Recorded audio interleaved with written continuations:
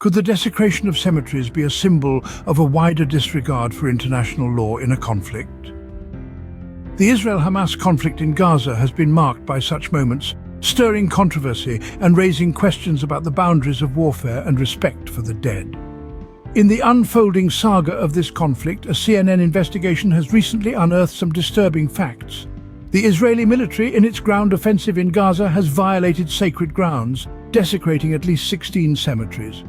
The reason, they claim, is part of their search for hostages seized by Hamas during terror attacks in October of 2023.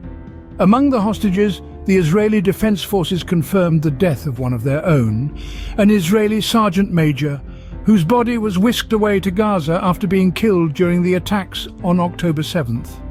As we delve deeper into this conflict, we find that there are still an estimated 104 hostages believed to be alive in Gaza.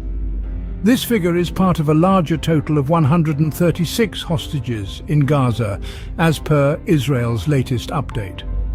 In an attempt to shed light on the conditions these hostages face, the IDF released footage of a tunnel in Khan Yunis, where they claim Hamas held around 20 hostages at different times. In response to these ongoing hostilities, Israel's Security Cabinet has approved a measure to freeze funds intended for the Palestinian Authority should those funds find their way to Gaza. However, the conflict is not contained within the borders of Israel and Gaza. One person was killed and 5 others injured in an Israeli drone strike near a Lebanese military checkpoint in southern Lebanon. The international community is not a silent observer.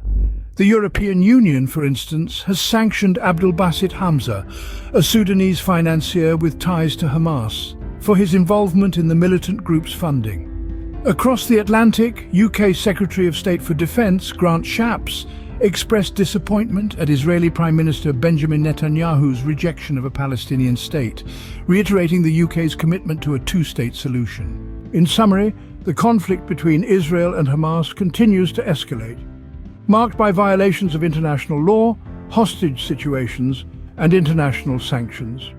With the world watching, the hope is for a resolution that respects the rights and dignities of all involved.